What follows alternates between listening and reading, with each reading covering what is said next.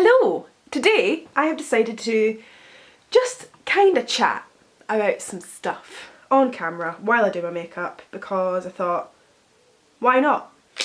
Why not? We are entering, or we're in fact we're halfway through week 4 of lockdown in the UK.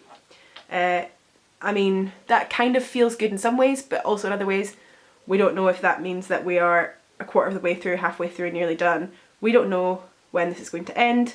This is a difficult time, and I know a lot of you also have anxiety or mental health problems of some kind, and I know a lot of you actually have very similar anxiety to me. Whenever I talk to you guys, a lot of you have OCD or a phobia of sick or generalised anxiety, panic attacks, all these lovely things that we share. So I thought I would chat about where my mental health has been. So before lockdown, I was actually really in quite a good place. I'm sorry if this is really annoying that my mirror's here and you're there, but that's how it is. Before lockdown, I was actually doing quite well with my mental health. I was pushing my boundaries a little bit more because I felt able to, and I always do it in a very gentle way that isn't rushing anything, and I was working more, and I had a few different jobs that I was working on, and I was leaving the house and going to work. I was meeting people all the time. I was with my friends a lot. I spent evenings with my partner. Things were just going fairly well. And lockdown happened, and it's been like the amount of times that I've heard people say up and down, and it's like a wave. So many people have been saying that, but that's exactly what it's been like. It's been a wave of some days feeling like, oh, maybe I can do this. In fact, not even days.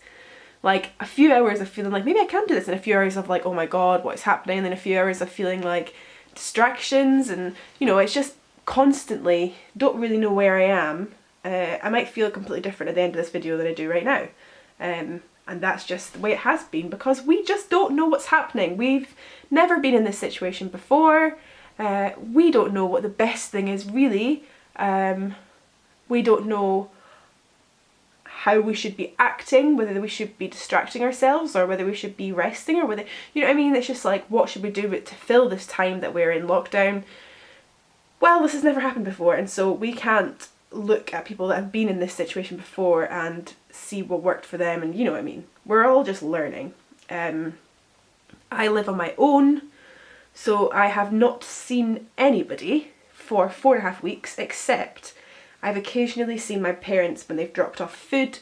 I will go and meet them outside at a 2 metre, well, probably more distance, while they drop food off to me, and that's pretty much it.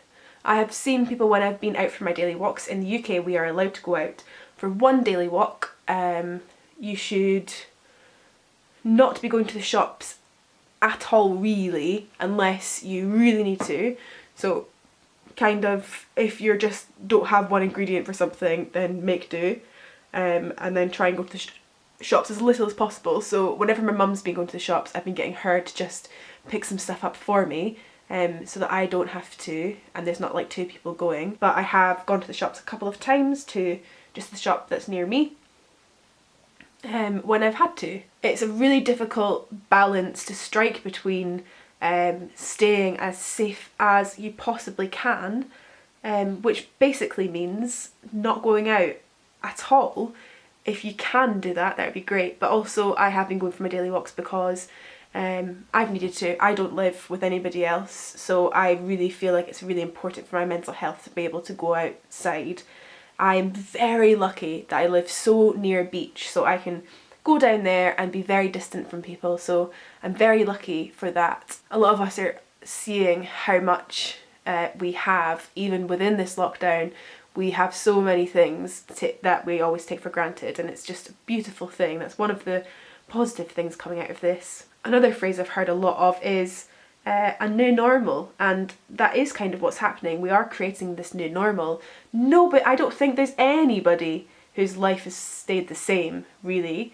or not being allowed to see people, you know. I think that's one of the hardest things for me, is not being able to see people. I've not seen my boyfriend in a really long time, and I've not seen my friends in a really long time, and you know, it's just a hard thing. And I feel like our human bodies are not meant to function without having human contact, and while we still see people on the street, or we see people at our windows, like, and we can even like talk to people at a 2 meter distance, there's something about giving someone a hug that's just really good for us that we're not able to do. So it's a tough time. It's a very tough time. Something I wanted to talk about, the main thing I wanted to talk about in this video was my OCD. I've had a few questions that have been people asking how my OCD affects me and how my OCD works. Don't know. I don't know how my OCD works. OCD is the most complex, difficult, strange thing I've ever had to deal with in my life. I've dealt with anxiety and panic attacks, which seem a lot more logical, you know. I will have panic attacks when my body and brain feel overwhelmed, and I will have anxiety because of things I've gone through, and you know, it all makes sense, and then OCD comes in and has these illogical rules that I need to follow, and yeah, it's a very, very difficult thing to deal with. And my OCD had been getting on a bit of a better path. I first started to suffer with OCD when I was a teenager, and I have been much better for a long time, and then lockdown happened and it started to really come out again. My OCD's never really gone away. It's been with me every single day since I was a teenager, and I have had to do rituals and different things every single day since I was a teenager, but it was manageable. It was something that you know, didn't really make life too difficult, but recently it has made life very difficult. My OCD actions don't really make a lot of logical sense most of the time, so it wasn't letting me eat, it wasn't letting me shower, it wasn't letting me write things down, it wasn't letting me work. Every time I tried to do something, pretty much anything, it was saying, if you do that you'll get sick, if you do that you'll get sick, if you do that you'll get sick. So, or something really bad will happen. So OCD kind of feels like a bit of a slippery slope. Like if you allow certain rituals and actions to happen, then your OCD will say to you, if you do this, you won't get sick. Then a few minutes later there'll be another thought of, if you do this, you won't get sick. And before you know it, pretty much everything you do has an OCD action towards it. So like I said, the past few weeks it's been controlling everything that I eat, it's been controlling everything that I do, it's been controlling everything that I think, it's been controlling everything, making me exhausted and making lockdown so much more difficult. Lockdown would be much easier to do if I could just write things down, if I could just film videos, if I could just, you know, do things that could distract me and get me through this time, but my OCD wasn't happy with that. Oh my god, I very much overdid it on the bronzer. Hey ho, we're in lockdown. The most difficult thing about the OCD was that the OCD wouldn't let me talk to anybody about it. So it said, if you talk about the OCD then you'll get sick. But as somebody that has suffered with mental health for a very long time, I know that when you talk about something it makes it better. But it wasn't letting me talk about it, so I couldn't talk about it. OCD is sneaky and very, very, very believable. It comes in and you believe what it's telling you. You believe that if you do these things, the worst thing in the world to you will happen. Some people get it that they believe that a family member will die, or something really awful will happen if they're OCD, if they don't do what their OCD says, and for me it's sick, because that's my biggest fear. Then a few days ago I was on a phone call with my friends, and I had had a day where it was just filled with OCD. All over the place. I wasn't able to pick things up off the floor, I wasn't able to wash my dishes, I wasn't able to have a shower properly, I wasn't able to do this. I wasn't able to do anything, and it was completely, just absolutely so stressful, and it was just completely, I was like, imagine being in lockdown and not having this, and being able to just do what you wanted to do and clean your house, and you know, oh my god, it'd be amazing. And then I was on the phone to my friends, and we were kind of having like, we all check in and say how we're feeling, and a few of them also suffer with mental health problems. Actually, one of them has OCD, and so I kind of felt like, you know what, I know my OCD is saying no, but I'm just going to be really brave and say out loud that my OCD has been completely driving me mad, and this is how it's been affecting me. And I decided to say it out loud, and as soon as I said it out loud, I was like, oh my god, thank god I said that. And the next day I had a call with my therapist, and I told her how my OCD had been affecting me, and we talked for an hour, and I cried, and it was difficult. I don't often say this about mental health because it's just not always that helpful, but sometimes just being so brave and, you know, knowing yourself and just trying so hard and just saying, right, I'm going to do this, and doing it is the best way forward. And that's not always the best way forward, and with a lot of mental health it's not that easy, and you know, I would never say that in a lot of circumstances, but with this certain scenario I knew I just had to bite the bullet, say fuck it and do it. And so I talked to my friends about how I was feeling, and I talked to my therapist about how I was feeling, and I want to tell you, OCD isn't real. OCD is a part of you that is very scared. It's very, very, very scared, and it's trying to protect you. OCD's intentions are good. It's trying to protect you. But actually, what is needed sometimes is a stern, gentle parent. And that's what I've realised, that with OCD, it's kind of like a parent seeing a child in the deep end of a swimming pool and knowing, I know that that is dangerous for a child to be in the deep end of a swimming pool that doesn't know how to swim. The child really wants to carry on, and the child really wants to have fun, and it thinks it'll be safe, it thinks it'll be fine, but the parent knows better, and the parent says, I know you want to keep doing this, I know you think it's good, but you need to go to the shallow end because that is safer, and it's going to be hard for you to understand that, it's going to be hard for you to do that, but that's what has to happen. And that's what it's like with OCD.